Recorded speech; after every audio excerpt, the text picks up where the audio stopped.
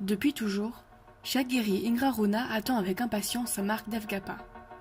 Cette marque qui prouve qu'il n'est pas qu'un guerrier, mais également un cavalier hors pair, un cavalier qui a réussi à ne faire plus qu'un avec sa monture. Mais ce qu'aucun guerrier Ingrarona n'a oublié, c'est la légende des véritables Evgapa. Ces derniers étaient un peuple ancestral des plaines, vivant en harmonie avec les cavaliers. Mi-homme, mi-cheval, ils incarnaient la perfection de l'évolution, et les Ingrarona les vénéraient.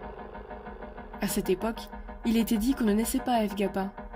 C'était par la puissance du guerrier et de son cheval, de leur lien, qu'on pouvait atteindre cet état. Devenir Evgapa était le plus grand des honneurs.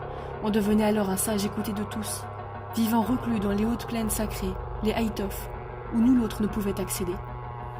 Ces plaines étaient réputées pour être gorgées de fruits merveilleux, un lieu où l'abondance était plus qu'un concept, où l'on ne manquait de rien et où le soleil brillait perpétuellement. Lieu où seuls les êtres les plus sages, les plus parfaits pouvaient accéder. Le refuge des Evgapa.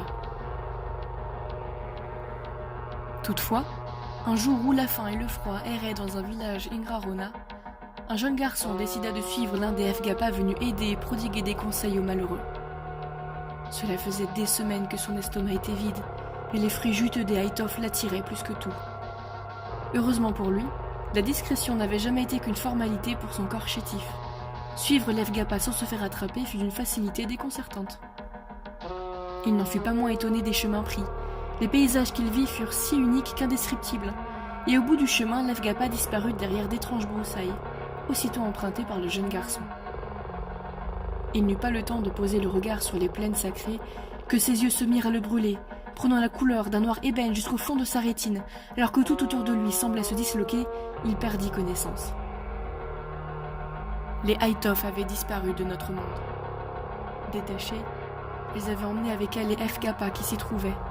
Quant aux autres, ceux qui erraient encore parmi les hommes, ils changèrent.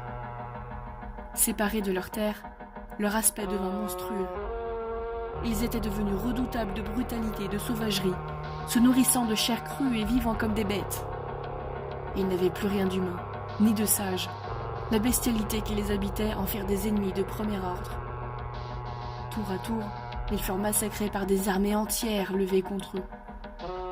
Mais nul ne savait combien ils étaient et, encore aujourd'hui, on croit entendre les hurlements d'un Evpagashoj, monstre mangeur de chair humaine.